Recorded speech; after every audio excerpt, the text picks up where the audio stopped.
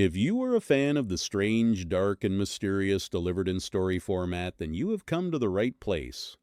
We post new stories as often as possible, so if that is something you are into, please go ahead and tell the like button that you have found a very rare vintage television set for sale at a garage sale. But when the like button plugs it in, the only thing that broadcasts is a live feed of the like button sitting in its own living room. In our modern world, we are surrounded by signals. They are invisible, passing through our bodies every second of every day. We have Wi-Fi, cellular data, and radio waves. We think of them as harmless tools of convenience. But for a 36-year-old man named Leo Vance, a signal was about to become a doorway to something that should have remained forgotten. Before we get into the details of what Leo found on a dusty VHS tape in late October, I want to see where everyone is checking in from today. Whether you are in a crowded city or out in the middle of nowhere, let me know your location in the comments, especially if the air in your room feels a little heavier than usual. This story takes place in the autumn of 2025 in a rural farmhouse outside of Gatlinburg, Tennessee. Leo Vance was a collector of obsolete technology. He lived alone in a house where the silence was often louder than any noise. His shelves were lined with heavy cathode ray tube televisions, wood-paneled radios, and stacks of magnetic media that most people had thrown away decades ago. Leo was a man who lived in the past because he felt the present was too loud and too fast. He found comfort in the warm hum of vacuum tubes and the physical click of a VCR taking a tape. In late October, Leo visited an estate sale at a dilapidated mansion that had been boarded up since the early 1990s. In the basement, hidden behind a stack of water-damaged boxes, he found a single, unmarked black VHS tape. Unlike the others, this one felt heavier, and the plastic casing was cold to the touch, even in the humid Tennessee air. When he brought it home to his farmhouse, he felt a strange sense of anticipation. He cleaned the tape carefully, sat down in his recliner, and pushed the cassette into his favorite top-loading player. For the first 10 minutes, there was nothing but static. It was that thick, grainy white noise that used to fill the screens of Middle America after the broadcast stations went off the air for the night. But as Leo watched, he noticed that the static was not random. It seemed to be moving in patterns, forming shapes that looked like faces screaming in a blizzard. He leaned forward, his ears popping as the air pressure in the room suddenly shifted. Then the audio changed. The harsh hiss of the static began to modulate, turning into a low, vibrating hum that made the floorboards beneath his feet tremble. Through the hum, a voice began to emerge. It was a masculine voice, distorted and layered with 1,000 whispers, but it was unmistakably calling Leo's name. He felt a cold sweat break out across his forehead. He reached for the remote to turn the volume down, but the buttons did not respond. The television screen began to glow with a brilliant violet light that illuminated the entire living room.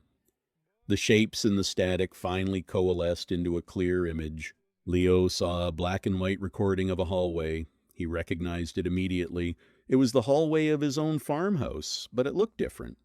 The wallpaper was new, and the door at the end of the hall, which he had kept locked and bolted since the day he moved in, was standing wide open. In the video, a young boy and a woman were standing in the doorway. They were looking directly at the camera, their faces pale and their eyes wide with a look of absolute desperation. The woman's mouth was moving, but the only sound coming from the speakers was that deep, rhythmic hum. Suddenly, the image on the screen flickered, and the camera panned down to the floor. Leo saw a pair of boots walking toward the woman and the child. He recognized those boots.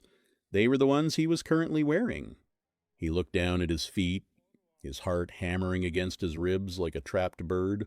On the screen, the figure in the boots reached out a hand and touched the woman's shoulder.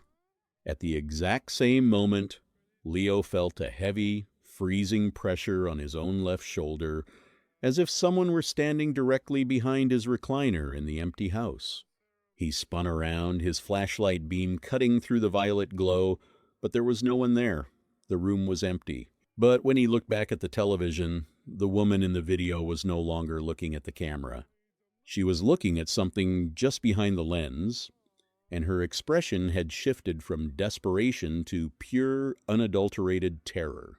She raised a trembling hand and pointed toward the corner of the screen.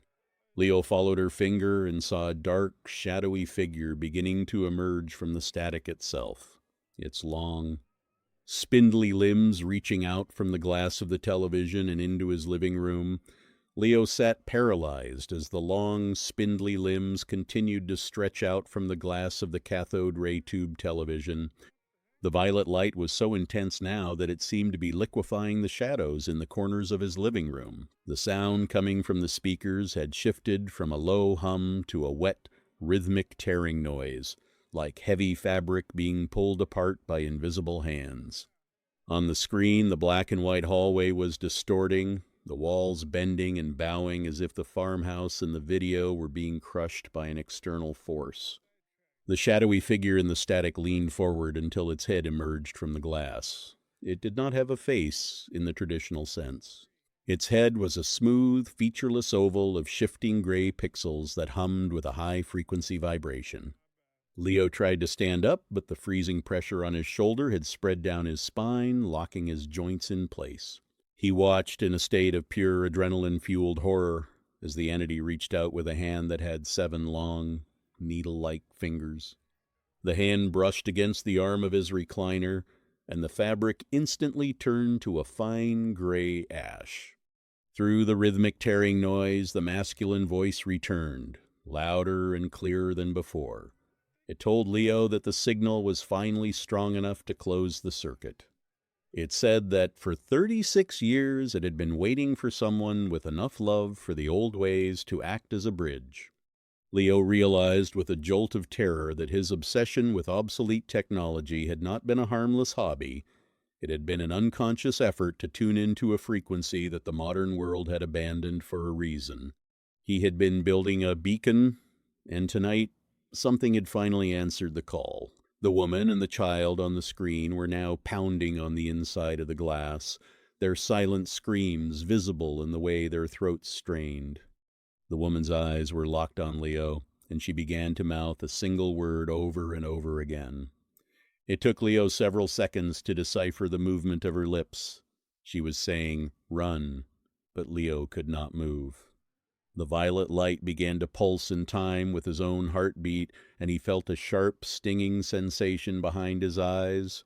His vision began to flicker, the colors of his living room bleeding away until everything looked like a grainy, low-resolution recording. Suddenly, the VCR began to smoke. The scent of melting plastic and ozone filled the room, but the tape continued to spin at a furious speed. The figure from the static was now halfway out of the television, its torso elongated and its skin the color of parched bone. It turned its head toward Leo, and the shifting pixels on its face began to form a rough approximation of a human mouth. It whispered that the past is not a place you go to visit, but a place that comes to claim you. Leo's flashlight, which was still clutched in his trembling hand, began to flicker. In the brief pulses of light, he saw that the walls of his living room were changing. The modern paint was peeling away in large, wet chunks to reveal the same floral wallpaper he had seen in the video. The furniture was aging before his eyes, the wood cracking and the stuffing bursting from the seams of his chair. He was being pulled backward through time, or perhaps the house was being overwritten by the memory stored on the magnetic tape. The figure reached for Leo's face, its 7 needle fingers mere inches from his eyes.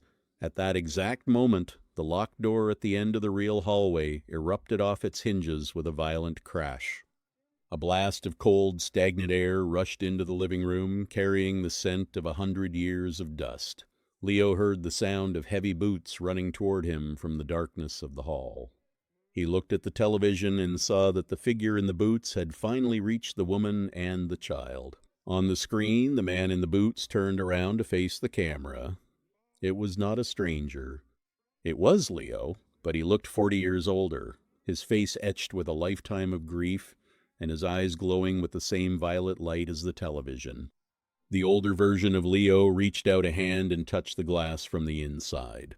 At the same time, the figure in the room gripped Leo's throat, its touch feeling like 1,000 electric shocks. The older Leo in the video spoke, his voice vibrating through the very floorboards, telling the younger Leo that the only way to save them was to step inside the static. Leo felt his body beginning to blur. He looked down at his hands and saw that they were becoming translucent, the edges of his skin breaking apart into tiny, flickering squares of light. The entity from the television began to pull him toward the screen, its strength irresistible. The violet glow reached a blinding crescendo, and the sound of 1,000 whispers rose to a deafening roar. Just as Leo's face touched the cold, vibrating surface of the glass, he saw the older version of himself smile, and the hand on his throat suddenly shoved him forward into the blizzard of white noise. The violet glow reached a blinding crescendo, and the sound of 1,000 whispers rose to a deafening roar as Leo felt the glass of the television give way like a sheet of ice-cold water. He was not just falling, he was being translated into a series of jagged, electric pulses. The living room of the farmhouse vanished, replaced by a world of monochrome gray where the sky was a flickering ceiling of white noise. He looked down at his own arms and saw that they were composed of millions of tiny, vibrating squares of light. Every memory he had ever cherished was being stripped away, converted into the same magnetic data that filled the shelves of his home. The older version of Leo was standing there, his eyes two hollow pits of violet light.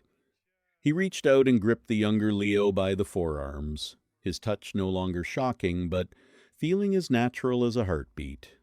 The older man leaned in and whispered that the loop was finally complete. He explained that for 40 years, he had been trapped in this pocket of the spectrum, waiting for his younger self to find the tape and provide the energy needed to swap places. He said that in the world of signals, nothing ever truly disappears. It just waits for a receiver to tune in. With a violent, surging motion, the older Leo shoved the younger man backward.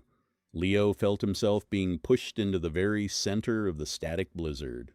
He tried to cry out, but his voice was now just a burst of high-frequency interference.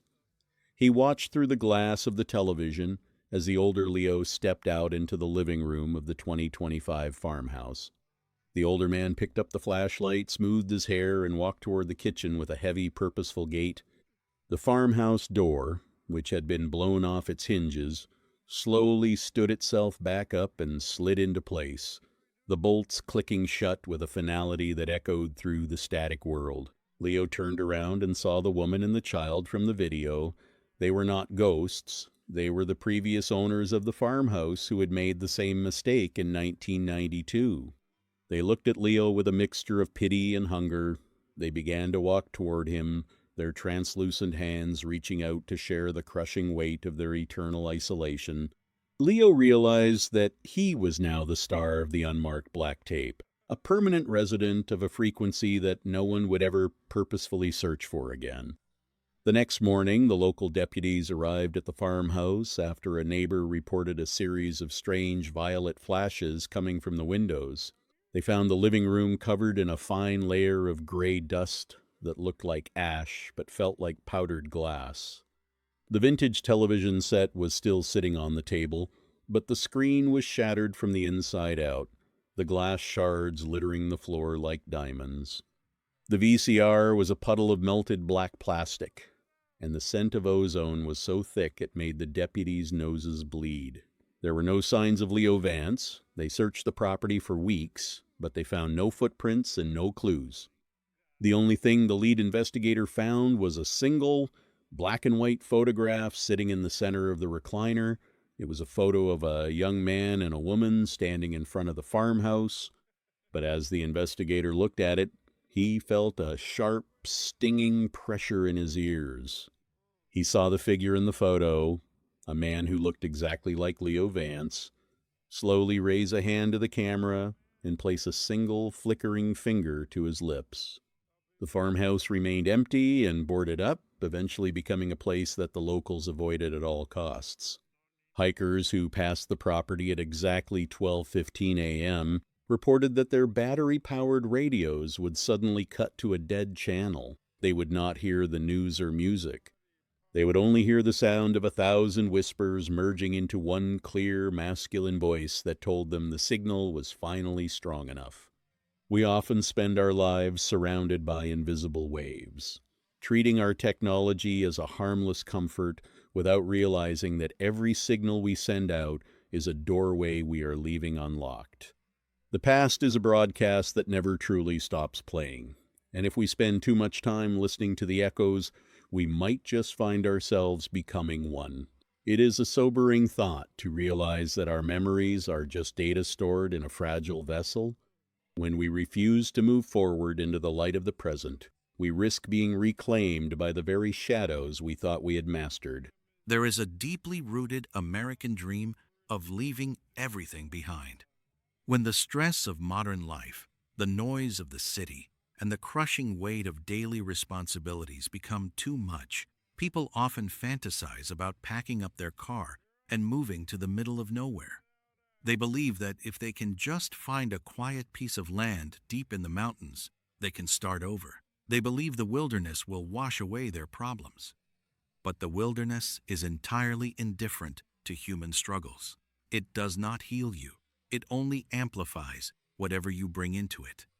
If you walk into the deep woods carrying paranoia, fear, and unresolved darkness, the isolation will not cure you. It will consume you.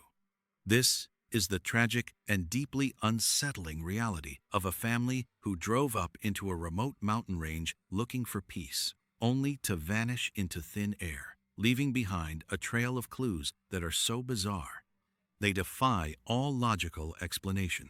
Before we unpack one of the most baffling and chilling unsolved mysteries in modern history, if you are a fan of the strange, dark, and mysterious delivered in story format, you have come to the right place. I upload stories just like this regularly, so please hit that like button, subscribe to the channel, and turn on the notification bell so you never miss a new upload. The year was 2009. Bobby Jameson was 44 years old, and his wife, Sherilyn Jameson, was 40. They lived in the small town of Eufaula, Oklahoma, along with their beautiful 6-year-old daughter, Madison, and their small pet dog, a mixed breed named Maisie. On paper, they looked like a normal family, but behind the closed doors of their home, their lives were slowly unraveling. Bobby had recently been involved in a severe car accident that left him with chronic, debilitating back pain. To manage the pain, he was prescribed heavy medication, which profoundly altered his mood and energy levels. Sherilyn struggled with her own severe bouts of depression and bipolar disorder. As the medical bills piled up and their physical and mental health deteriorated, the family became increasingly isolated. They stopped talking to their neighbors. They pulled Madison out of public school. The walls of their home seemed to be closing in on them. In the months leading up to October of 2009, Bobby and Sherilyn began exhibiting behavior that was deeply alarming. They started telling the few people they still spoke to that their house was haunted, but they were not talking about simple bumps in the night. Bobby seriously claimed that there were hostile, invisible spirits living on the roof of their house. He became so consumed by this delusion that he actually went to a local pastor and asked him if there was a specific type of bullet he could buy that would allow him to shoot and kill ghosts. Sherilyn, feeding off this shared paranoia, went out and purchased a .22 caliber handgun, claiming they needed to defend themselves against the entities that were stalking their family. Driven by this overwhelming fear and a desperate desire for a fresh start, the Jamesons decided they needed to move. They wanted to buy a 40-acre plot of land deep in the San Bois Mountains, near the even smaller town of Red Oak, Oklahoma. It was a rugged, heavily wooded, and isolated area.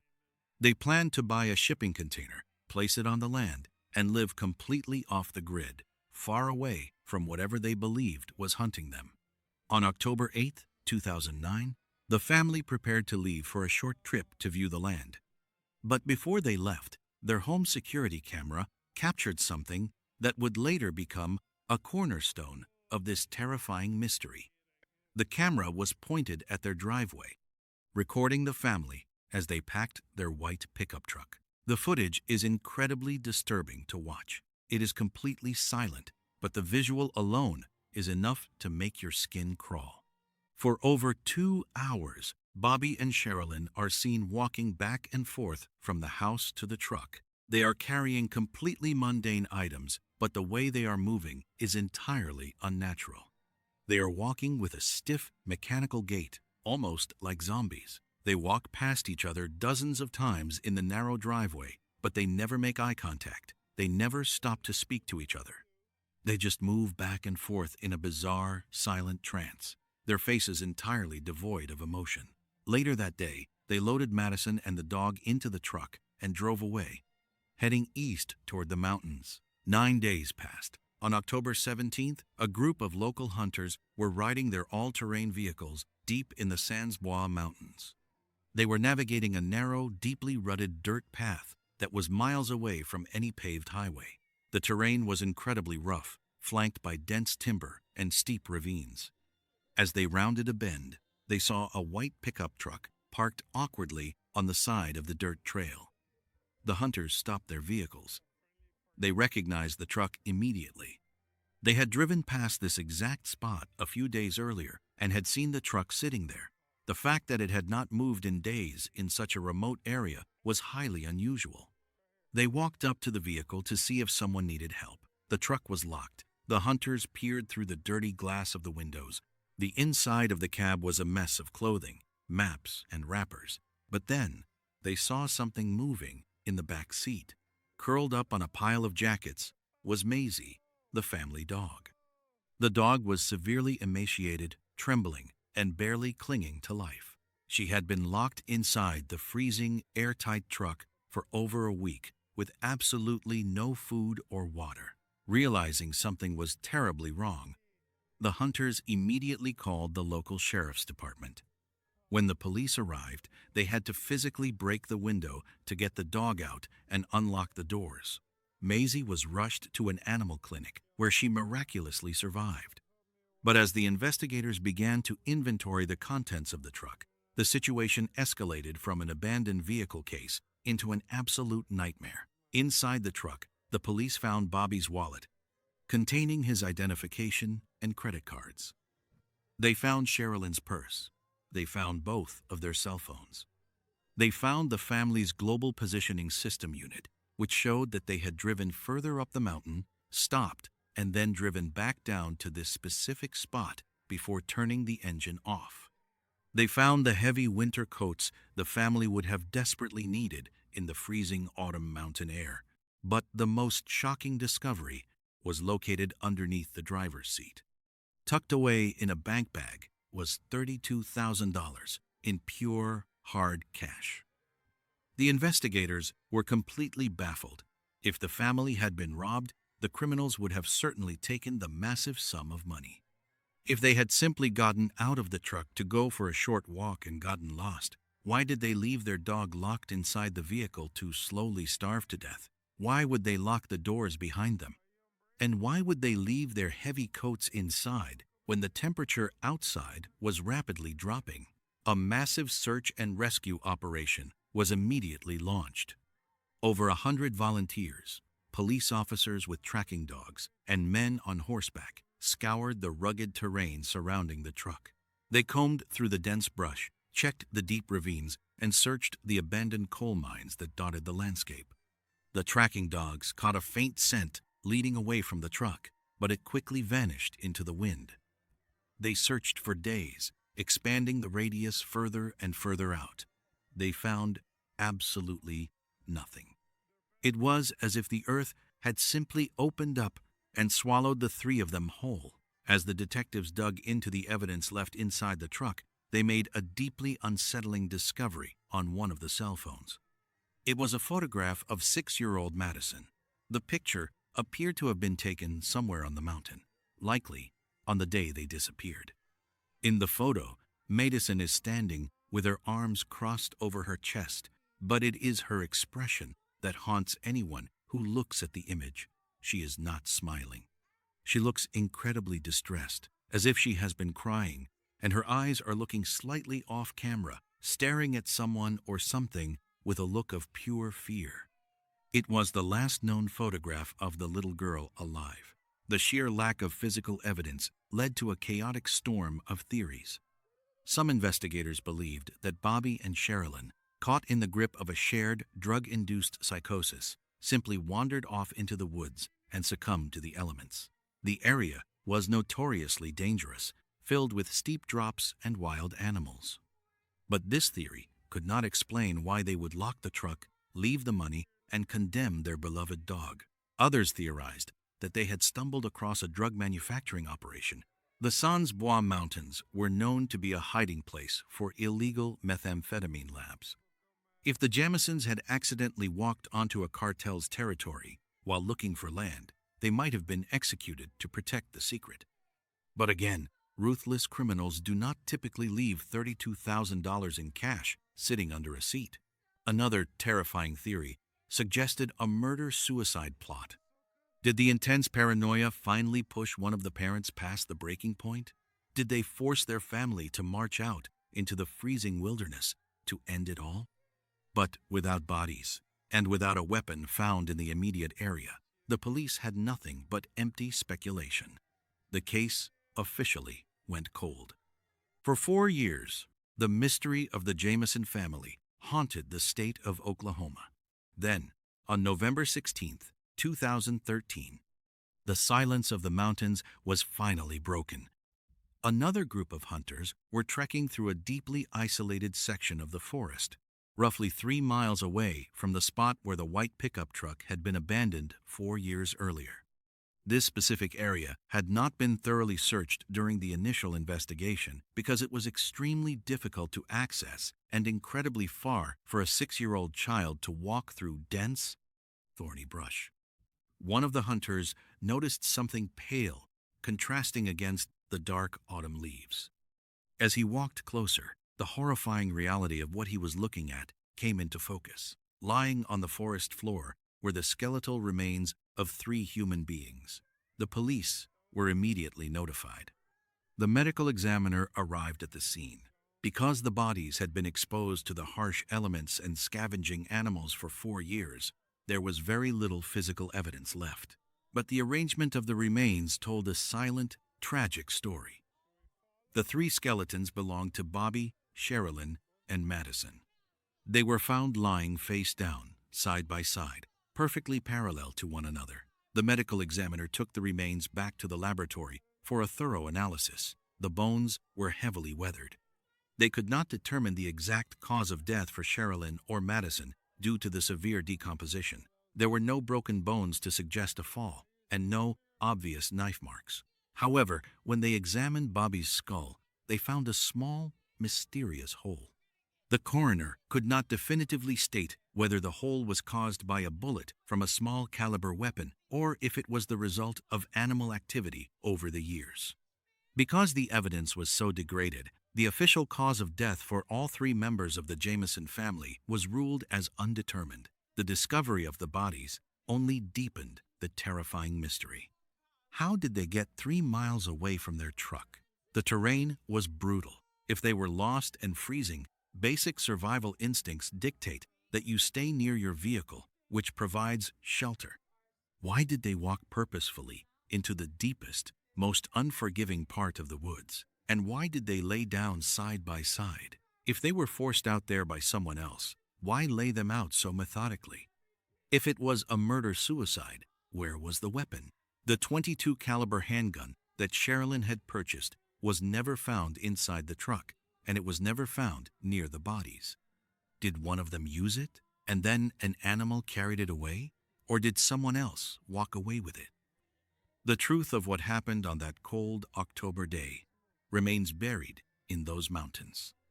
But the most terrifying explanation is the one that forces us to look inward. The Jamisons were running away from invisible ghosts. They were running away from the suffocating pressure of their failing health, their financial ruin, and the demons taking root inside their own minds. When they locked the doors of their truck and walked into the dark, silent forest, they brought that paranoia with them. It is entirely possible that in the grip of an intense, shared psychological breakdown, the rustling of the wind in the trees sounded like footsteps. The shadows of the branches looked like the entities they believed were hunting them. Driven by blind, absolute terror, they abandoned their vehicle, abandoned their money, and forced their daughter to march deeper and deeper into the wilderness to escape an enemy that did not exist. When exhaustion and the freezing cold finally overtook them, they laid down together, holding onto each other as the darkness closed in. This tragic story leaves a heavy, lingering weight on the mind. It speaks to a profound truth about human nature. We spend so much energy trying to outrun our problems. We change our jobs, we move to new cities, and we dream of escaping into the isolation of nature, believing that a change of scenery will bring us peace. But physical distance cannot cure an internal wound. The shadows we refuse to confront in the daylight will inevitably follow us into the dark. It teaches us a quiet lesson about the absolute necessity of facing our struggles directly. It reminds us that sincerity, patience, and the courage to ask for help when our minds begin to fail us are the only true ways to survive. The isolation they sought did not protect them. It simply provided a quiet, empty stage for their deepest fears to become a devastating reality. Life requires us to stand our ground and deal with the broken pieces of our lives, because the further we run into the unknown, the harder it becomes to ever find our way back. If you found this story fascinating, you are going to want to hear the next one. It involves an experienced hiker who went out for a short walk in a popular national park, only to vanish into thin air, leaving behind a trail of bizarre clues that made even seasoned search and rescue experts question the laws of nature. Click the video on the screen right now to watch it. Thank you so much for listening, and until next time, stay safe out there. There is a very specific type of terror that comes from something that simply cannot happen. We are accustomed to tragedy, and we can process violence or accidents because they leave evidence behind. They leave a trail of cause and effect that our brains can understand. But what happens when the physical laws of our reality just seem to break? Imagine a room with only one door. You set up a camera pointing directly at that door. You watch a person walk through that door into the room. A few minutes later, you watch every single person inside that room walk back out. But the person you watched go in is not among them. You search the room, and it is completely empty. Where did they go? Did they dissolve into the air? Did they step into a crack in the universe? Ah.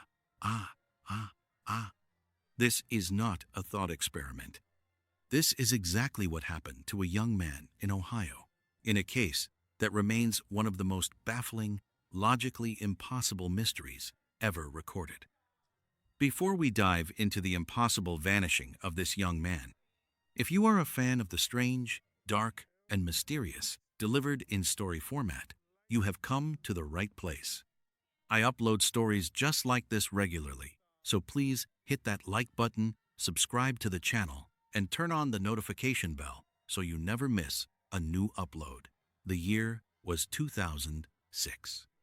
The city was Columbus, Ohio. Brian Schaefer was 27 years old, and on the surface, his life was moving in a brilliant direction. He was a second-year medical student at Ohio State University, a bright, handsome, and deeply intelligent young man with a promising future as a doctor.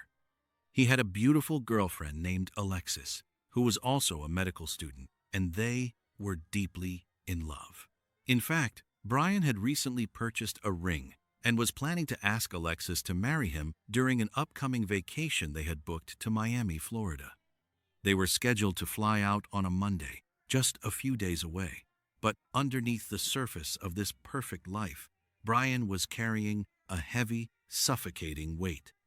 Just 3 weeks prior to this story, Brian had lost his mother to a grueling battle with cancer. He had been incredibly close to her, and her death had left a massive, hollow void in his heart. He was trying to hold it together, pushing through his grueling medical exams and keeping a brave face for his family and Alexis. But the grief was a constant, heavy shadow following him everywhere. On Friday, March 31st, 2006, Brian finished his final medical exams for the quarter. It was the beginning of spring break. He and his father went out to dinner that evening. His father noticed that Brian looked exhausted. The late nights of studying, combined with the raw, unprocessed grief of losing his mother, were clearly taking a toll on him. His father told him he should just go home, get some rest, and pack for his trip to Miami. But Brian declined. He said he was going to meet up with his friend and fellow medical student, Clint, to celebrate the end of their exams. He needed a distraction. He needed to blow off some steam. Around 9 p.m., Brian met up with Clint at a bar called the Ugly Tuna Saloona. This location is absolutely crucial to understanding the sheer impossibility of what was about to happen. The Ugly Tuna Saloona was located inside a large entertainment complex in the University District, but the bar was not on the ground floor. It was located on the second floor of the building. To get into the bar, you had to walk into the ground floor lobby and ride a long escalator up to the second level. At the top of the escalator, there was a small landing and then the main entrance doors leading into the bar. Most importantly, the building was equipped with security cameras. There was a camera mounted on the ceiling right outside the Ugly Tuna Saloona. This camera continuously panned back and forth, capturing the top of the escalator, the landing, and the front doors of the bar. It was the only public entrance and the only public exit. If you went into the bar, you were caught on that camera. If you left the bar, you were caught on that camera. Brian and Clint started their night at the Ugly Tuna. They had a few drinks, catching up and enjoying the loud, energetic atmosphere of the college crowd. After a while, they decided to do some bar hopping. They left the Ugly Tuna, went back down the escalator, and visited a few other establishments in the immediate area. They drank, they talked to friends, and they tried to drown out the heavy stress of the past few weeks. As the night wore on, they met up with a female friend named Meredith. The three of them continued their night out, eventually deciding to head back to where they started. At 1:15 a.m., early Saturday morning on April 1st, the security camera at the Ugly Tuna Saloona captured Brian, Clint, and Meredith riding the escalator back up to the second floor. The footage shows them clearly. They step off the escalator, walk across the landing, and disappear through the doors into the crowded bar. The bar was incredibly packed. The music was deafening. The air was hot and humid from hundreds of bodies pressing together, and the drinks were flowing. Clint and Meredith found a spot near the bar, but Brian told them he was going to walk around and see if he could find some other friends. He wandered off into the dense crowd, disappearing into the sea of people. Time slipped away. At 1:55 a.m., just 5 minutes before the bar was scheduled to close for the night, the security camera outside the entrance captured Brian once again. The footage shows Brian stepping out of the front doors of the bar. He walks onto the landing near the top of the escalator. He is talking to two young women. They stand there for a brief moment, chatting. Brian looks totally normal. He is not stumbling. He does not look distressed, and he does not seem to be in any kind of danger. He says goodbye to the two women. The women turn and walk toward the escalator to leave the building. Brian, however, does not follow them. The camera clearly shows him turn around, face the entrance of the Ugly Tuna Saloona, and walk back toward the doors. He steps out of the frame, heading directly back into the bar. At 2 a.m., the harsh, bright, overhead lights of the Ugly Tuna Saloona turned on. The music abruptly cut off. The bartenders started shouting for everyone to finish their drinks and head toward the exit. It was closing time. Clint and Meredith were standing near the front, waiting for Brian. As the massive crowd began to funnel out of the doors and down the escalator, they kept their eyes peeled for their friend. They watched hundreds of college students shuffle past them.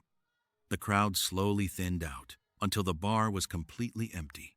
The staff began wiping down the tables and sweeping the floors, but Brian never came out. Clint and Meredith checked the bathrooms. They were empty. They walked around the entire second-floor landing. Nothing. Clint tried calling Brian's cell phone multiple times, but it went straight to voicemail. Frustrated and assuming that Brian had perhaps met up with someone else and left without telling them, or simply decided to walk home to his apartment, Clint and Meredith gave up. They walked down the escalator and went home. Saturday morning arrived. Alexis, Brian's girlfriend, called him several times, eager to talk about their trip to Miami.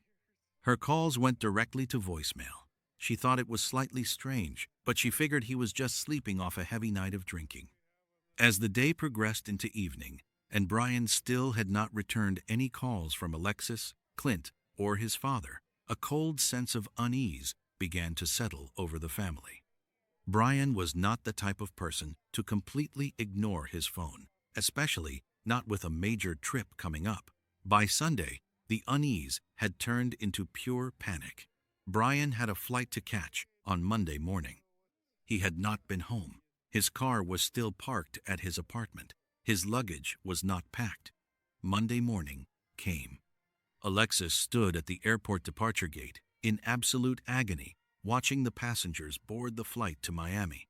She waited until the very last second, praying she would see Brian running down the terminal. But he never showed up. The plane doors closed, and the plane took off without him. At that exact moment, Alexis knew something was horribly wrong.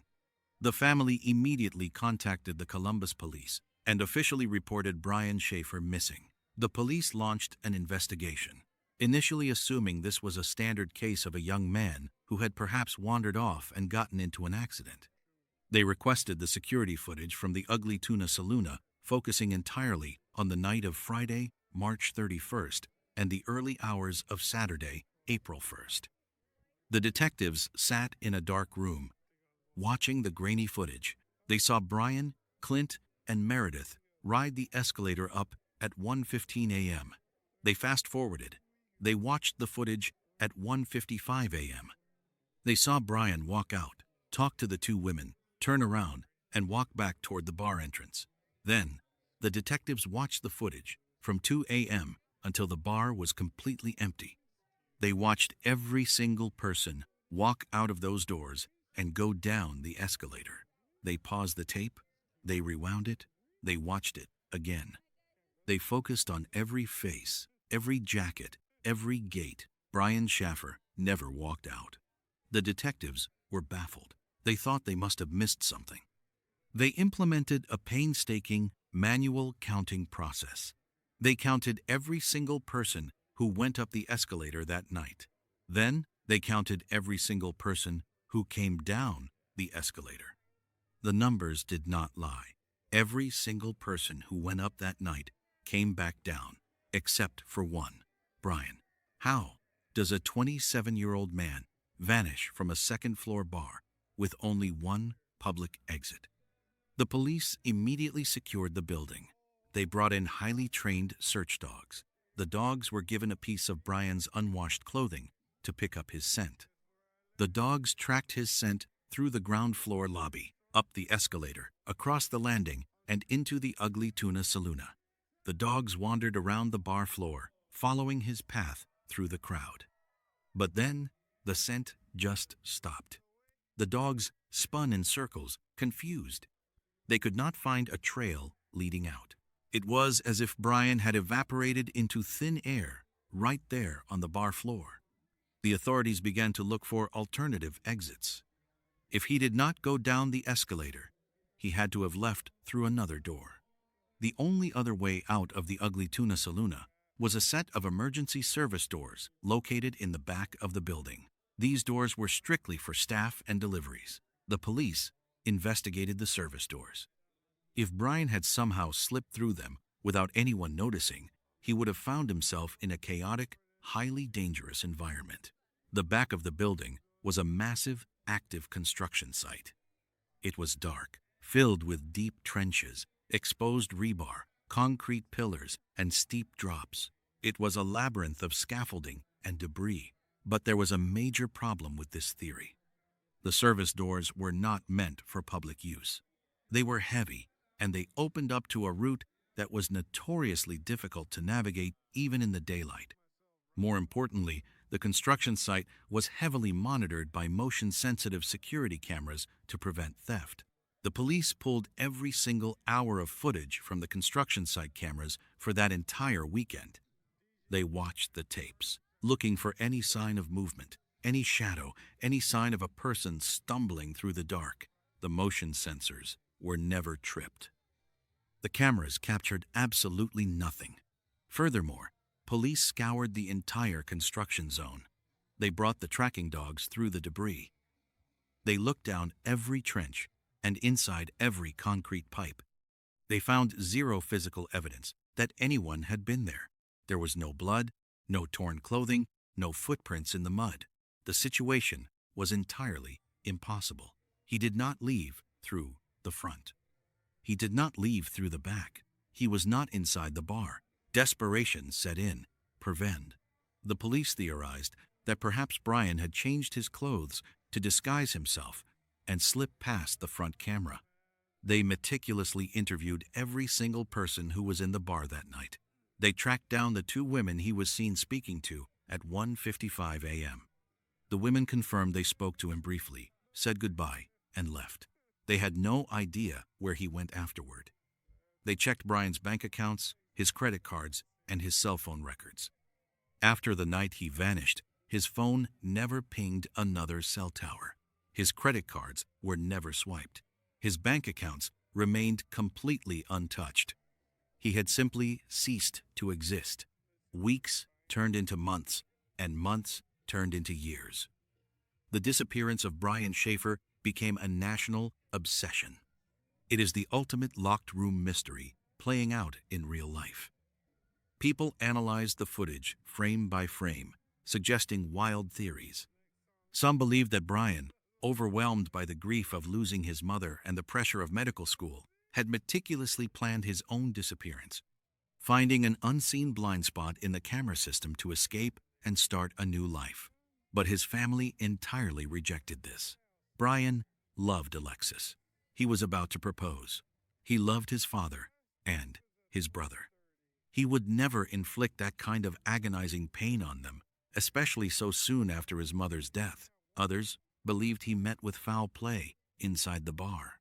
They suggested that an altercation occurred in the back rooms, and his body was somehow smuggled out in a trash bin or hidden within the walls of the construction site before the concrete was poured. The police brought in ground-penetrating radar to scan the concrete pillars of the new construction, desperate to find an anomaly that might be a human body. The radar found nothing. The ugly Tuna Saluna eventually closed its doors permanently, but the mystery of what happened inside that building continues to haunt anyone who hears it. This story forces us to confront a very uncomfortable reality about our lives. We spend all our time building foundations. We go to school, we plan vacations, we buy rings for the people we love, and we operate under the absolute assumption that tomorrow is a guaranteed event. We believe that the ground beneath our feet is solid. But life is an incredibly fragile, unpredictable current. The physical world can shift in ways we cannot comprehend. It teaches us a quiet lesson about the sincerity of our connections. We never truly know when the last time we speak to someone will be. We never know when a simple goodbye will become a permanent silence. The grief that Brian's family endured, waiting for a phone call that never came, waiting for a door to open that remained shut forever, is a stark reminder to hold the people we care about close. It is a reminder to live with patience, to express our love sincerely, and to never let a disagreement linger into the night, because the universe does not owe us closure. It does not owe us an explanation. Sometimes, the people we love the most simply step out of the frame, and we are left staring at an empty room for the rest of our lives. If you found this story fascinating, you are going to want to hear the next one. It involves a massive, isolated mountain range where a young boy vanished into thin air, only to be found days later miles away, telling a story about a creature that defies every law of nature. Click the video on the screen right now to watch it. Thank you so much for listening, and until next time, stay safe out there. Chicago is a city of 1,000 secrets, but for Elias Thorne, it was just a grid of expensive coffee shops and overcrowded trains that never seemed to arrive on time. At 28 years old, Elias was a freelance graphic designer who lived his life by the flicker of a dual-monitor setup, navigating the exhausting hustle of the Midwest urban landscape. Like anyone else trying to make a name for themselves in a town that thrives on ambition, he spent a significant portion of his day scrolling through rental listings, hunting for a miracle that would take him out of his cramped, shared living space and into something he could finally call his own. In the spring of 2024, that miracle appeared on his screen in the form of a studio apartment on the West Side. It was located in a converted industrial building, the kind of place that usually costs a fortune due to its high ceilings and exposed brick aesthetic. However, the price listed was nearly $400 cheaper than anything else in the entire neighborhood. To Elias, it looked like the break he had been waiting for. It was the kind of deal that felt like a reward for all those late nights and skipped meals. Before we dive into the strange reality Elias was about to walk into, I would love to know what part of the world you are currently tuning in from today. Just drop a comment below and let me know your location. When Elias arrived to sign the lease on a rainy Tuesday afternoon, he was met by the property manager, a man in his late 60s named Arthur. Arthur was dressed in a worn cardigan and moved with a strange, nervous energy. He seemed almost too eager to hand over the keys, barely glancing at the paperwork as Elias signed his name. He did not mention any dark histories, nor did he warn Elias about noisy neighbors or leaky faucets. Instead, he gave one specific and somewhat odd instruction. He told Elias that if he ever heard a humming sound coming from the utility closet near the kitchen, he should not investigate it. He told him to simply turn up his television and ignore it until the sound stopped. Elias laughed it off, assuming it was just a quirk of an old building with temperamental pipes. Elias moved in on a Friday at exactly 2:30 p.m. As he hauled the last of his boxes into the space, he could not help but feel a sense of triumph. The apartment was beautiful. The natural light poured in through the large windows, hitting the brickwork in a way that made the whole place feel warm and grounded. But as he began to unpack, he noticed a small architectural quirk that he had missed during his initial walkthrough. Situated between his bathroom and his bedroom was a narrow wooden door. It had no handle, only a simple deadbolt. It was not labeled on any map, and it certainly had not appeared on the floor plan he had seen online. It looked like an afterthought, a piece of the building that had been walled off or forgotten. He tried to turn the deadbolt once, but it felt stuck, and he quickly lost interest. He figured it was just an old access panel for the plumbing, a remnant of the building's industrial past that no longer served a purpose. For the first 3 weeks, life in the new studio was perfect. Elias was productive, his clients were happy, and he finally felt like he was gaining some momentum. But everything changed on the night of June 14th. At precisely 3:12 a.m., Elias was pulled from a deep sleep by a sound that did not belong in his bedroom. It was not a loud sound, but it was persistent. It was a low, rhythmic vibration that seemed to vibrate through the floorboards and into his bed frame. He looked over at the glass of water on his nightstand and saw tiny, perfect ripples forming on the surface of the liquid. The sound was coming from that small, handleless door. Elias got out of bed, his bare feet feeling the bite of the cold, hardwood floor. He felt a prickle of unease on the back of his neck as he approached the door. He leaned in and pressed his ear against the wood, expecting to hear the metallic clanking of pipes or the whirring of an old air conditioning unit. But the sound was organic. It sounded like 1,000 people whispering at the exact same pitch, their voices layered over one another in a dense, suffocating blanket of sound. They were all saying the same word over and over again, though the muffled wood made it impossible to decipher the language. Driven by a mix of fear and an intense, irrational curiosity, Elias reached out and gripped the deadbolt. This time, it turned with ease. The metal clicked, and the door creaked open just an inch, releasing a gust of air that smelled like ozone and old, damp paper. Elias expected to see a dark crawl space or a tangle of copper pipes. Instead, he saw a hallway. But it was not a normal hallway. It was an exact replica of the hallway outside his main apartment door, complete with the same gray industrial carpet and beige wallpaper. However, it did not lead to an exit. It stretched out in both directions for what looked like miles, illuminated by a dim, sourceless yellow glow that seemed to emanate from the walls themselves. Elias grabbed his heavy flashlight from the kitchen counter and checked his watch. It was 3:17 a.m. He stepped over the threshold and into the corridor, the door swinging shut behind him with a soft, final thud. He walked for what felt like 10 minutes, passing door after door after door. Every single one of them was identical, and every single one had a small plastic sign that read 404. He tried to open one, then another, but they were all locked tight. The silence of the hallway was only broken by the sound of his own breathing and that growing, rhythmic humming. As he continued to walk, he realized the sound was getting louder, vibrating in his very marrow. He felt a sudden surge of panic and turned around to head back to his apartment. But when he looked back, the door he had entered through was gone.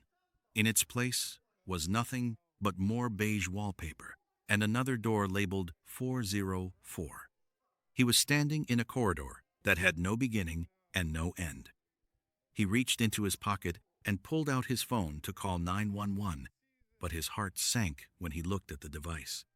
The screen did not show his wallpaper or his apps. It showed a single, static image of a gray circle. There was no signal, no clock, and no way out.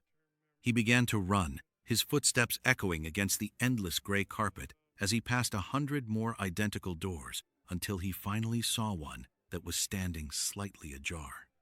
Elias threw his weight against it and stumbled inside, but as he looked around, the relief he expected to feel was replaced by a cold, numbing terror. Elias stood in the middle of the room, gasping for air as he scanned his surroundings. He found himself standing in his own kitchen. To his left, his half-eaten sandwich sat on the counter exactly where he had left it earlier that evening, the bread starting to curl at the edges. His laptop remained open on the small dining table, the screen glowing softly in the quiet room. A wave of intense relief washed over him, so powerful that his knees felt weak. He figured he had somehow looped back around through the strange architecture of the building and found his way home. He walked over to the sink to splash cold water on his face, trying to wash away the lingering smell of ozone and damp paper.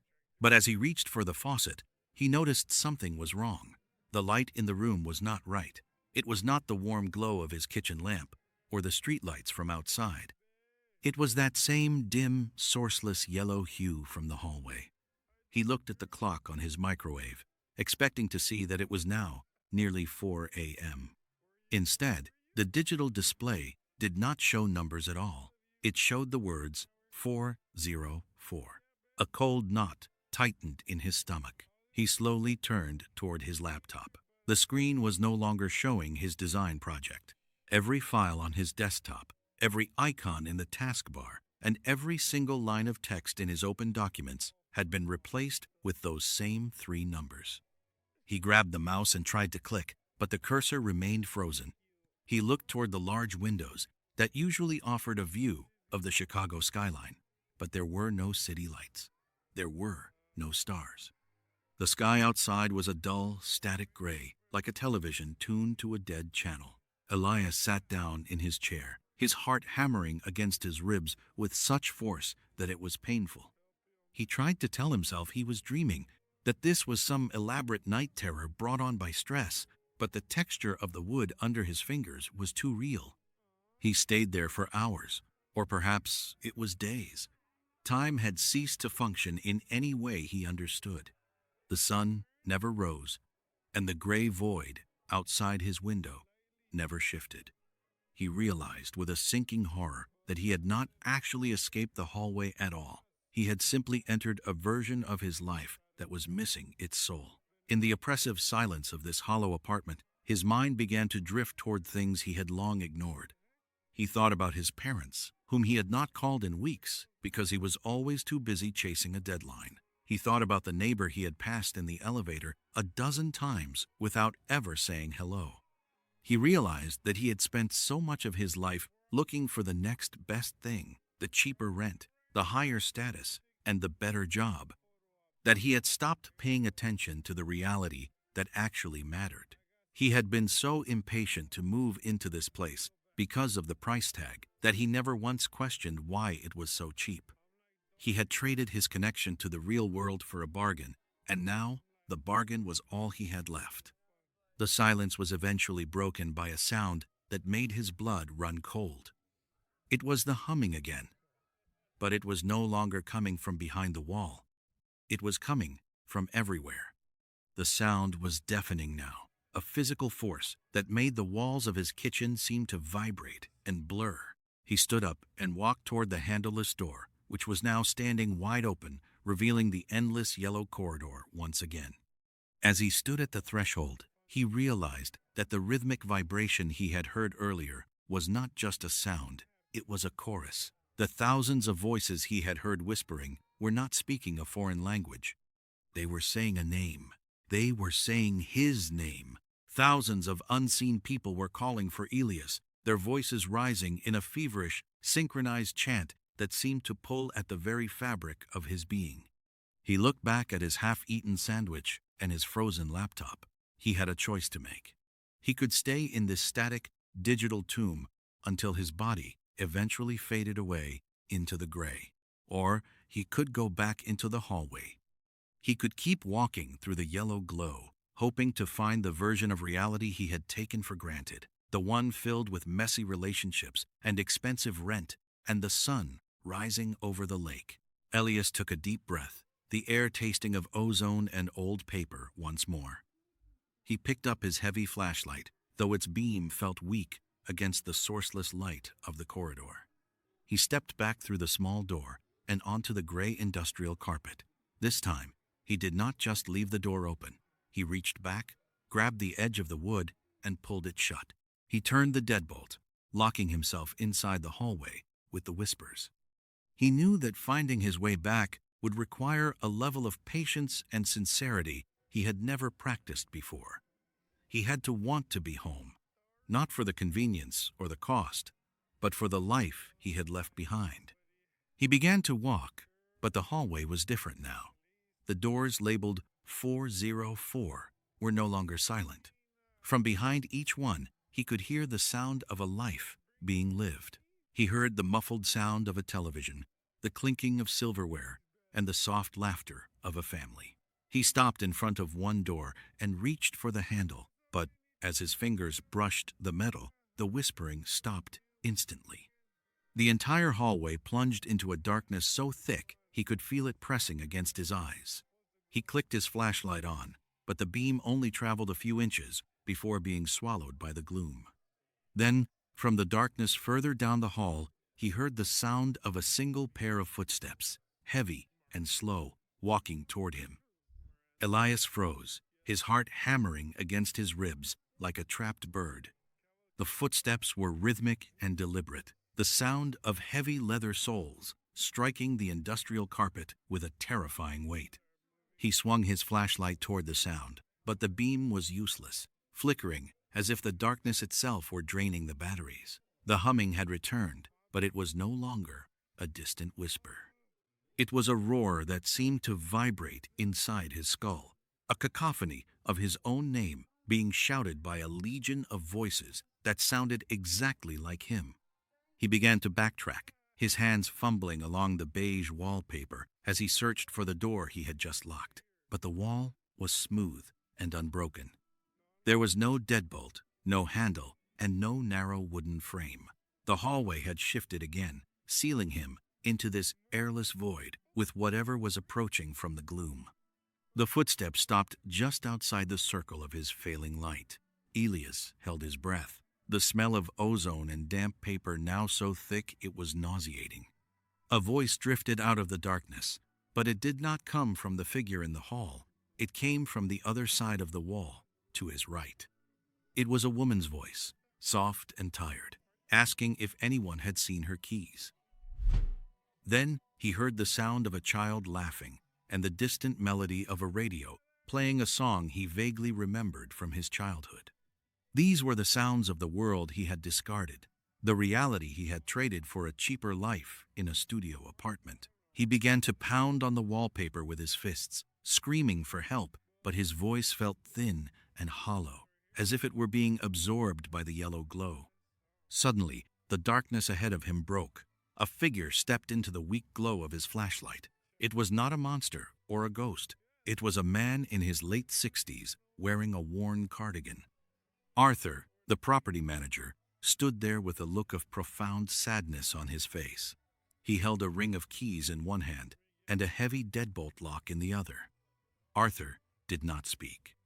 He simply looked at Elias and shook his head slowly, the way one might look at a stray animal that could not be saved. Arthur reached out and placed a hand on the wall where Elias had been pounding, and with a single fluid motion, he turned an invisible key. A door appeared, and Arthur stepped through it, the light of a normal Chicago afternoon spilling into the hallway for a fraction of a second before the door vanished entirely. Elias was left in total silence. The footsteps were gone. The humming had faded into a dull, background thrum. He looked down at his watch, but the hands were spinning backward at an impossible speed. He realized then that he was no longer a person in a hallway. He was a file that had been misplaced, a line of code that had been corrupted. He was the 404 error in the architecture of the universe. According to the police report filed 3 months later, the apartment of Elias Thorne was found perfectly intact. His phone was still plugged into the charger, and his laptop was running, though the screen was nothing but a field of gray static. His half-eaten sandwich remained on the kitchen counter, having long since turned to a thick green mold. There was no sign of a struggle, and no sign that Elias had ever left the room. The investigators noted the small utility door between the bathroom and the bedroom, but when they broke the lock, they found nothing but a solid brick wall that had been part of the original foundation since 1922. Arthur moved a new tenant into the unit just 2 weeks after the investigation went cold. He gave the same instruction about the humming sound near the kitchen, and he made sure to check the deadbolt on that small, handleless door every single night at 10 p.m. As the new tenant signed the lease, Arthur smiled, but his eyes remained fixed on the narrow door in the corner of the room. Once you decide that the value of your life is measured in what you can save rather than what you can give, you might find yourself in a space where nothing is ever truly earned and nothing can ever truly be kept. We are often so eager to find a shortcut to our dreams that we fail to notice when the path leads us away from our own humanity. There is a profound and unsettling illusion that we all buy into when we visit the great wilderness of the American continent. We pack our expensive gear, we bring our maps, and we stick to the well-worn trails, believing that because we paid an entry fee at a ranger station, the wild has somehow been tamed. We look at the towering mountains and the endless oceans of pine trees, and we see a postcard. But the wilderness is not a park. It is a living, breathing entity that is infinitely older and stronger than we are. It operates on its own set of rules, and it does not care about our sense of safety. Millions of people walk into these forests every year and walk out with beautiful photographs. But every so often, someone walks into the trees, steps just a few feet off the path, and is swallowed whole by the landscape, leaving behind nothing but baffling clues and a silence that haunts their families forever. Before we dive into one of the most perplexing vanishing cases in the history of the national parks, If you are a fan of the strange, dark, and mysterious, delivered in story format, you have come to the right place.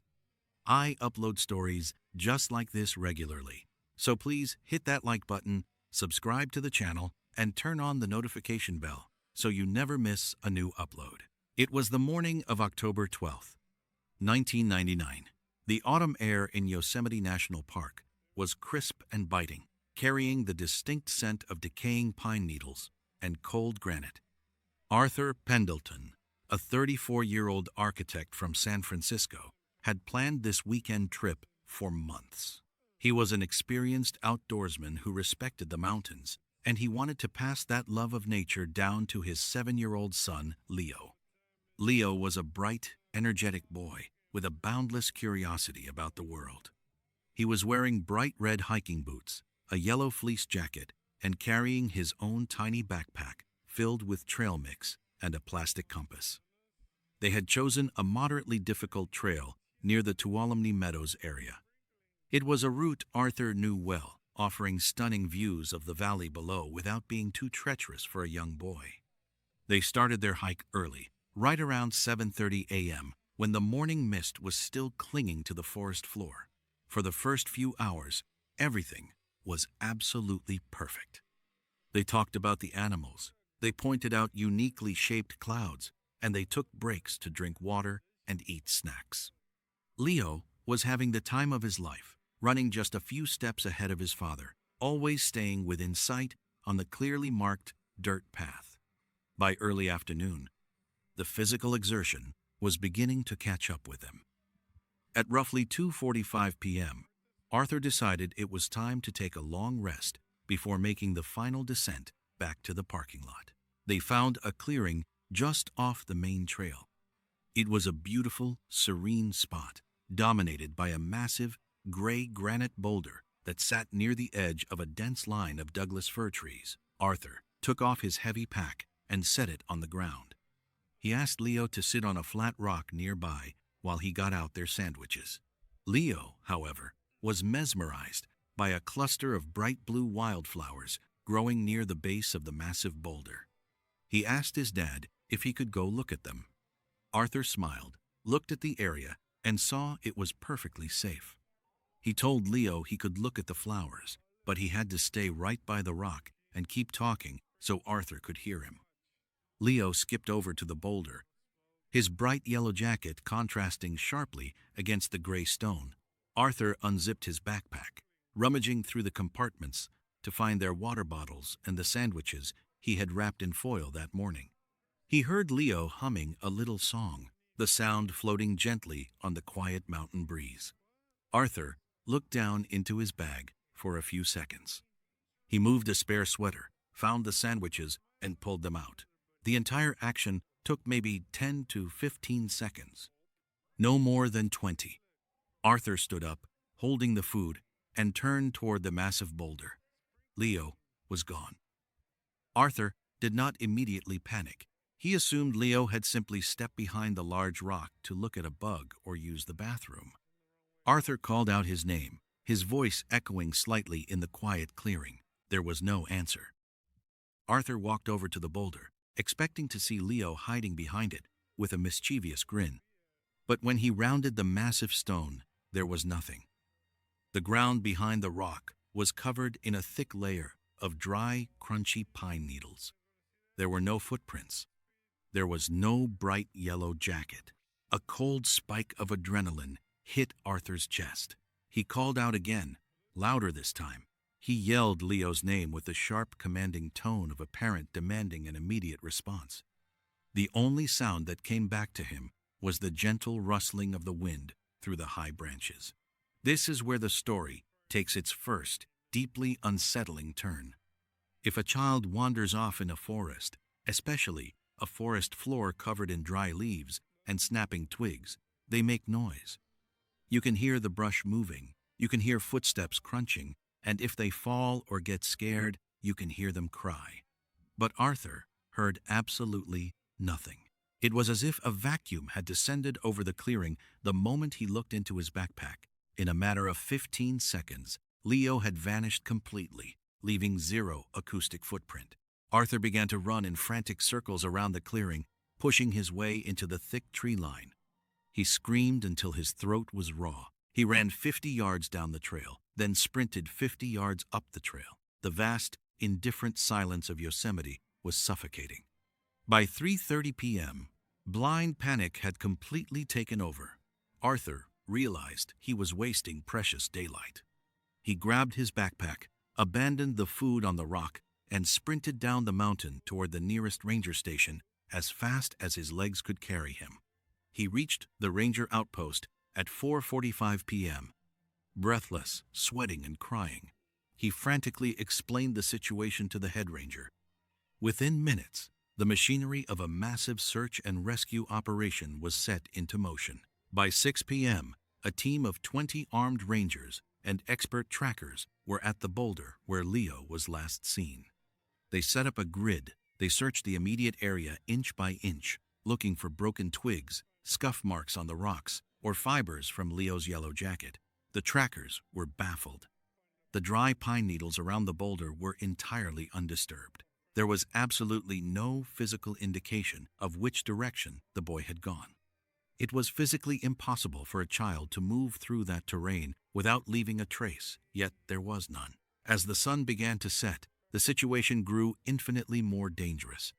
The temperature in the high Sierras drops drastically at night. By 8 p.m., it was near freezing. The search coordinators brought in specialized tracking dogs, bloodhounds trained to follow the faintest human scent over miles of difficult terrain. They gave the dogs one of Leo's unwashed shirts from Arthur's car. The dogs smelled the shirt, put their noses to the ground at the boulder, and began to circle. But then, they did something that seasoned dog handlers describe as highly unusual and deeply unnerving. Instead of picking up a trail and pulling at their leashes, the bloodhounds whined, tucked their tails between their legs, and sat down. They refused to move past the tree line. It was not that they lost the scent. Handlers will tell you that a dog reacting this way is indicating that the scent does not slowly fade away into the woods. The scent simply stops abruptly right at the rock, as if the person ceased to exist at that exact coordinate. The first night passed in agonizing darkness. Arthur sat at the command center, staring blankly at topographic maps, drinking coffee he could not taste, and praying for a miracle. By day 2, the search had exploded into a massive effort. Over 200 volunteers, professional mountaineers, and a helicopter equipped with thermal imaging cameras joined the hunt. They expanded the search radius to 5 miles, then 10 miles. They checked every ravine, every cave, and every riverbank. The thermal cameras swept the forest floor at night, looking for the tiny heat signature of a little boy huddled in the cold. They found bears, they found deer, but they found absolutely no trace of Leo. On the afternoon of the 4th day, the weather suddenly shifted. A massive, unseasonal storm front rolled over the mountains. The sky turned a bruised purple, and freezing rain began to pour, eventually turning into a heavy snowfall. The search had to be temporarily suspended. Arthur was forced to sit in a cabin, listening to the wind howl, knowing his young son was out there in the freezing whiteout conditions. Statistically, the chances of a 7-year-old surviving 4 days in the freezing wilderness with no shelter and no food were almost zero. When the storm broke on the morning of the 6th day, the search teams went back out, but the mood had shifted from a rescue mission to a recovery operation. The snow had covered any remaining tracks. The forest was buried in a foot of pure white silence. Then, on the afternoon of the 7th day, a bizarre radio call came into the command center. A group of elite mountain climbers were scaling a highly dangerous, near-vertical rock face known as the Devil's Tooth. This location was roughly 12 miles away from the boulder where Leo had vanished. More importantly, it was nearly 3,000 feet higher in elevation.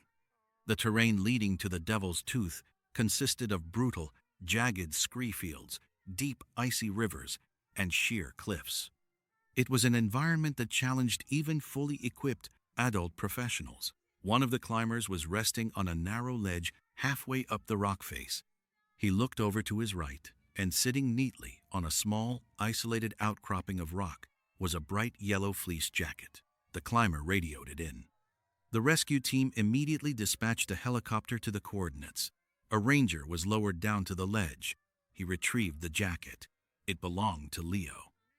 The discovery sent shockwaves through the search command.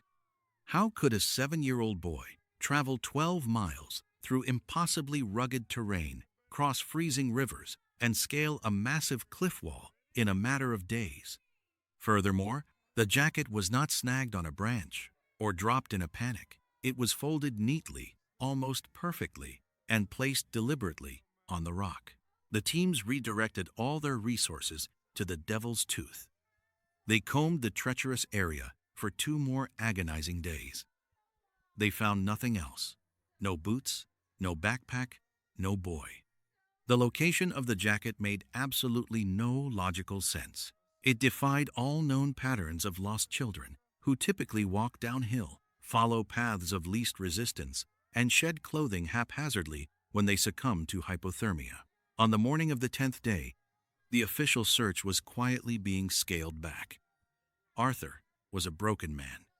The life had been completely drained from his eyes. He was preparing to leave the mountain without his son, a reality that no parent can ever truly accept. Around 11:30 a.m. that day, a lone wildlife photographer was trekking through a densely wooded, swampy basin located about 5 miles in the exact opposite direction of the Devil's Tooth.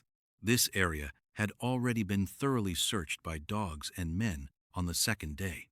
It was a miserable, muddy place filled with thick brambles. The photographer was setting up his tripod when he heard a strange, soft sound coming from a massive, fallen redwood tree nearby. The tree trunk was hollowed out by rot. He approached cautiously, thinking it might be a wounded animal. He peered into the dark cavity of the log. Huddled as far back as possible, trembling violently but breathing, was Leo. The photographer immediately radioed for emergency medical evacuation. Within an hour, Leo was airlifted to a regional hospital. Arthur was rushed to his son's bedside. When Arthur saw Leo, he collapsed onto the floor, sobbing uncontrollably. His son was alive. It was a miracle that defied every law of nature and medical science. But as the doctors examined Leo, the miracle quickly morphed into a profound and terrifying mystery. Leo was severely dehydrated and malnourished, but he was alive. However, the physical evidence of his ordeal did not align with reality. Leo was not wearing his bright red hiking boots. He had no socks on. Yet, the soles of his bare feet were completely pristine. There were no cuts, no scratches, no bruises, and no dirt ground into his skin. He had supposedly wandered for 10 days through miles of brutal, jagged rocks, thorny brush, and freezing snow, completely barefoot, yet his feet looked as though he had just stepped out of a bathtub. Furthermore, his clothes, a simple long-sleeve shirt and jeans, were completely dry and entirely clean. There were no mud stains, no grass stains, and no tears in the fabric. He did not smell like a boy who had been living in a wet, rotting log. When the police and child psychologists carefully interviewed Leo a few days later, hoping to understand how he survived and how his jacket ended up on a sheer cliff 12 miles away, Leo's answers sent a deep chill through everyone in the room. Leo explained that he had walked behind the boulder to look at the blue flowers. When he reached out to touch one, a sudden, incredibly thick fog rolled into the clearing out of nowhere. He said the fog was so thick he could not see his own hands. He called out for his dad, but his voice sounded like it was stuffed inside a pillow. Then, Leo said, a man walked out of the fog. But when the psychologist asked what the man looked like, Leo hesitated. He said the man looked like a person, but he was covered in thick, dark fur like a bear, and he had eyes that looked like shiny black stones. Leo said the furry man did not speak with his mouth, but Leo could hear the man's voice inside his head. The voice told him not to be afraid, and that the fog was rising like a flood, and they needed to go up high to stay dry. Leo claimed the furry man picked him up. Leo said The man moved incredibly fast, so fast that the trees blurred together like a painting. They went high up onto a cold rock, where the man told Leo to take off his jacket because the bright yellow color would attract bad things in the sky. Leo neatly folded his jacket and left it there. Then, Leo said he fell asleep in the furry man's arms. When he woke up, he was inside the dark log. The man was gone, and Leo waited there because the voice in his head told him a man with a camera would come to wake him up. The authorities gently pressed Leo, suggesting he had a bad dream, that he had perhaps imagined the furry man to cope with the fear of being alone. But Leo was adamant. He never wavered from his story. The police eventually closed the case, officially listing it as an incredible survival story of a lost child. But off the record, the search and rescue veterans who worked that mountain will tell you that the official report is a lie. They will tell you that a 7-year-old boy cannot survive 10 days in a freezing blizzard.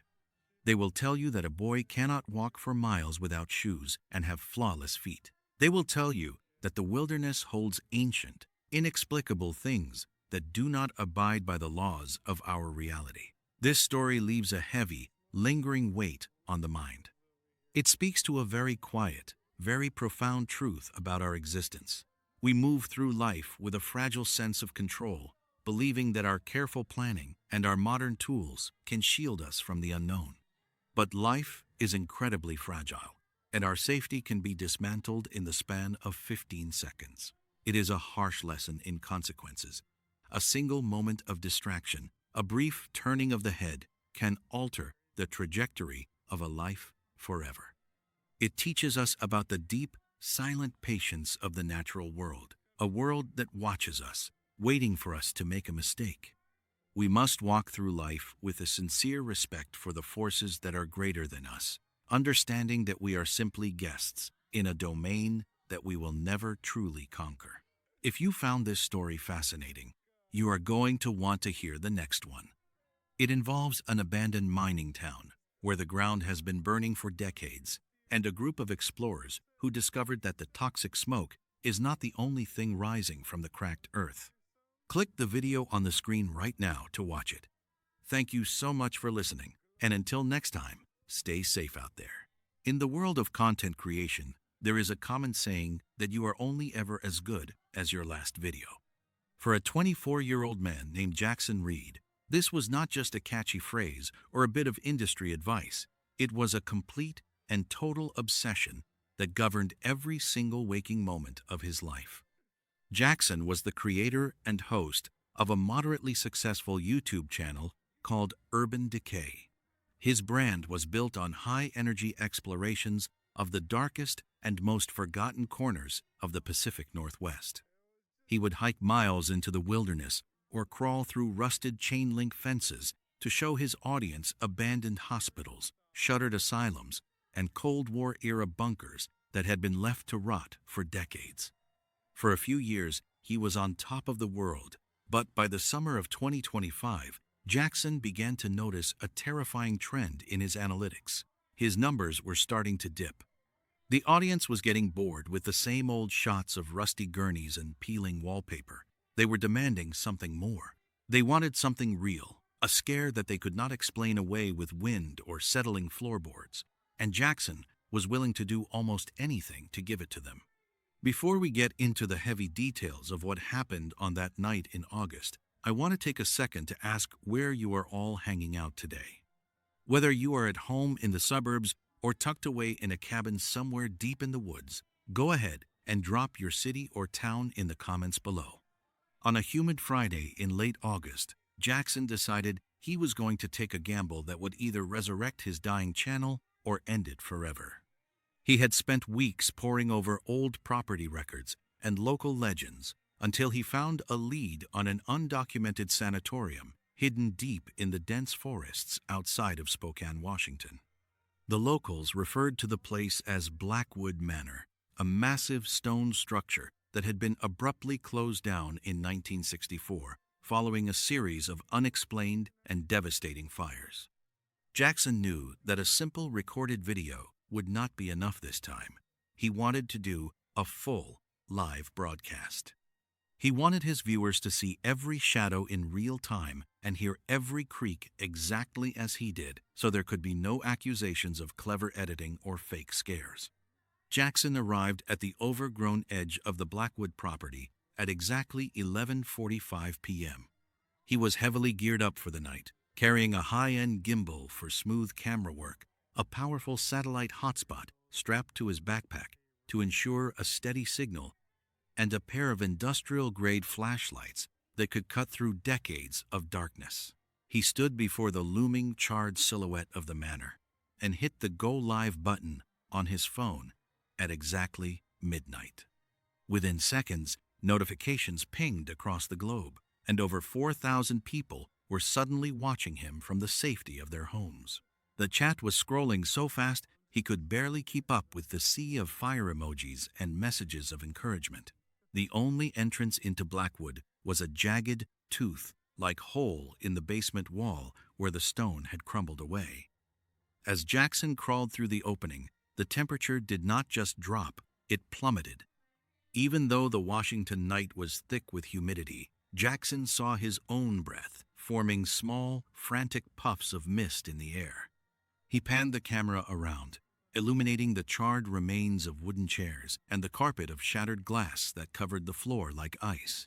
For the first 40 minutes, it felt like a standard exploration.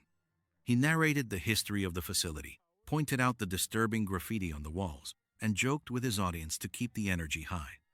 But then, at approximately 12:42 a.m., the tone of the chat began to shift in a way that Jackson had never seen before. People were no longer just saying hello or asking where he was. A user with a completely blank profile picture and the generic name Viewer1 started typing very specific and very commanding instructions. This user told Jackson to turn left at the end of the long hallway he was currently walking down. Jackson laughed it off for the camera, playing it up as a bit of fun. But then another user typed that there was something standing directly behind him in the reflection of a cracked mirror he had just walked past. Jackson felt a cold spike of adrenaline. He spun the camera back toward the mirror, but there was nothing there but the reflection of his own flashlight and the empty, dark doorway. However, the chat was absolutely blowing up. Thousands of people claimed they saw a tall, thin figure with no face ducking into a room just as Jackson turned around. He felt a genuine prickle of fear on the back of his neck, the kind that your body gives you when you are being hunted. He looked down at the viewer count and saw it had jumped to over 12,000 people.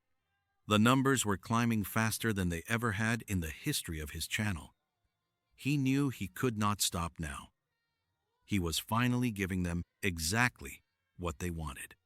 He decided to follow the instructions of the chat, letting them become his eyes and ears in the dark.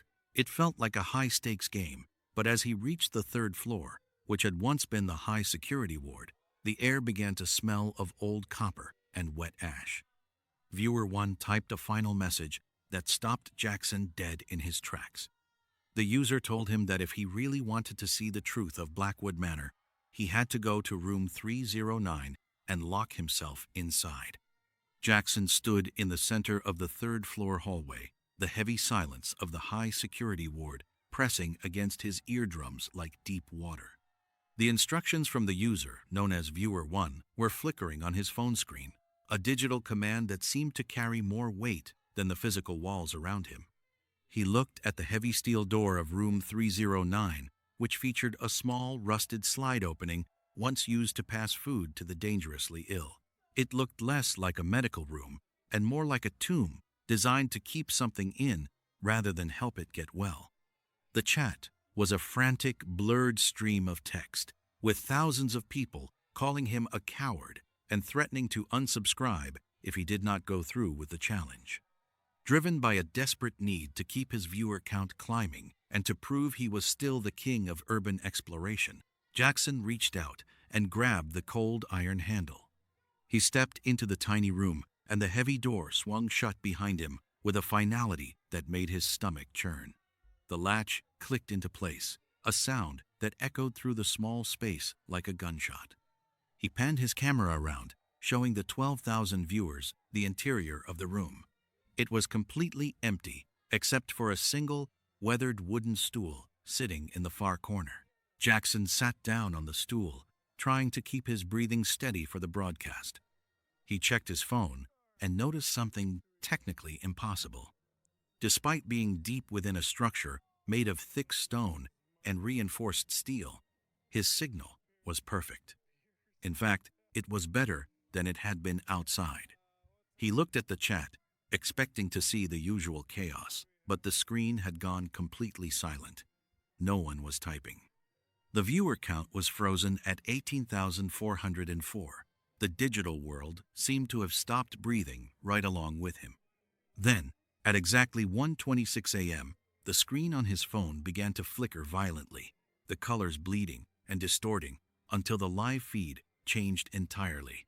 Jackson realized with a jolt of horror that he was no longer looking at the selfie view of his own face. He was looking at a video of himself sitting on the wooden stool, but the camera angle was from the high ceiling corner of the room.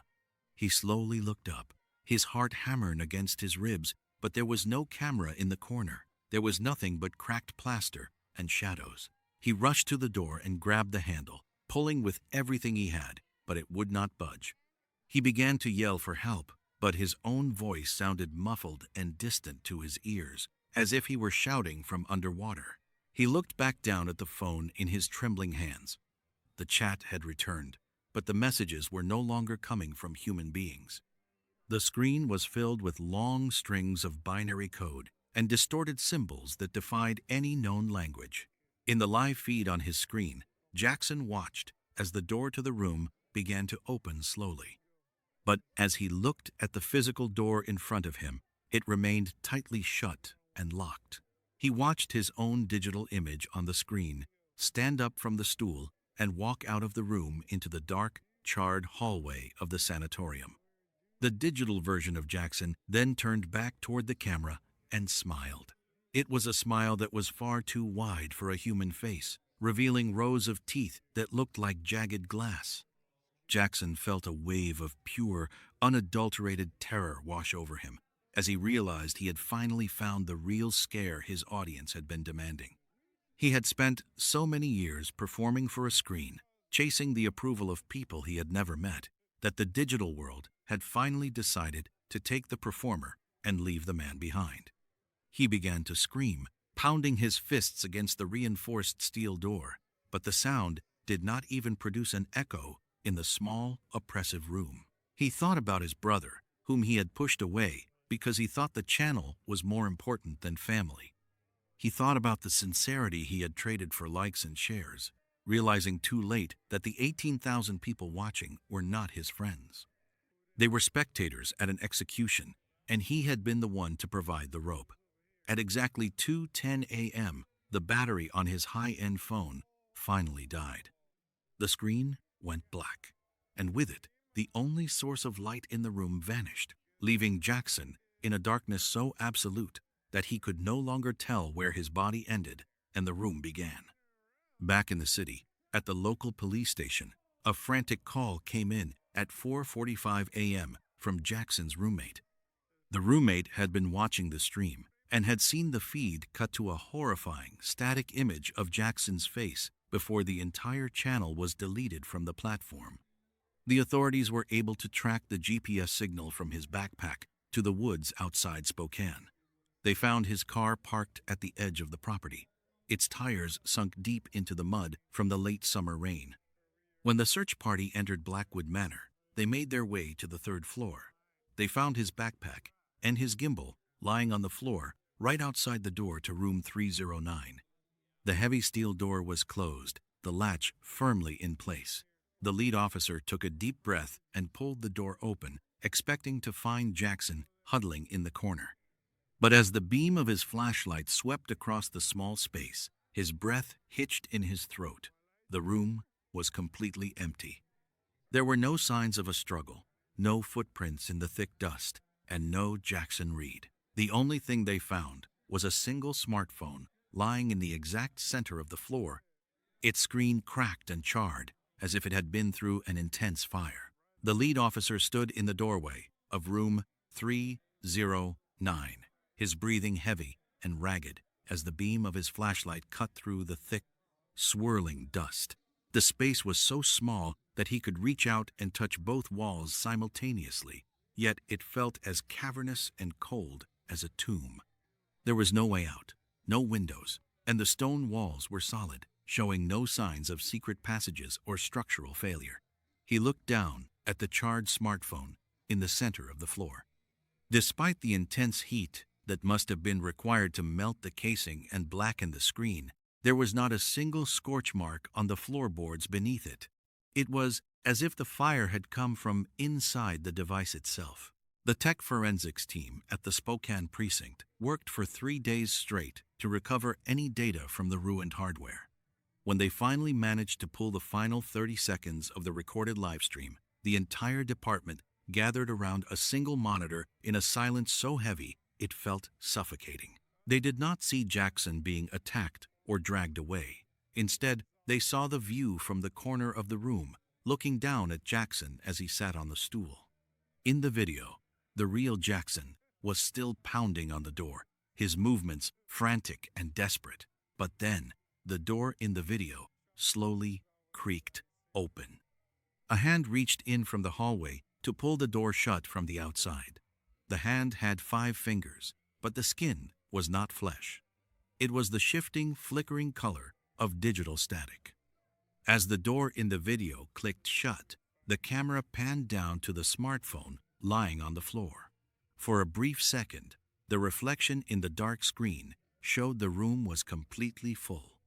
It was packed with thousands of translucent, flickering figures, all standing shoulder to shoulder, staring down at Jackson with wide, unblinking eyes. They were not there to help him. They were there to consume the moment. The video ended with a single line of text appearing in the chat box from a user with no name. It simply said that the performance was finally satisfactory. Jackson Reed was officially declared a missing person on September 3, 2025, but the case remains one of the most disturbing anomalies in the history of the department. There were no tracks leading away from the sanatorium, and no body was ever recovered from the woods. However, the most unsettling part of the story did not happen at the manor. It happened on the internet. A week after the search was called off, the Urban Decay channel suddenly reappeared online. All of the old videos had been deleted, replaced by a single 24-hour looped live stream of an empty stone room. To this day, if you find that channel and look at the viewer count, it never changes. It is always frozen at 18,404. If you stay on the stream for more than 10 minutes, your own device will begin to run hot, the battery draining in a matter of seconds. Some people claim that if you turn the volume up all the way and filter out the white noise, you can hear the faint, muffled sound of a man pounding on a steel door, his voice hoarse from months of screaming. Others say that if you look closely at the shadows in the corner of the stream, you can see a pair of eyes reflecting the blue light of a screen that never turns off. The hunger for validation is a flame that eventually consumes the very person who fans it, leaving nothing but cold ash in its wake.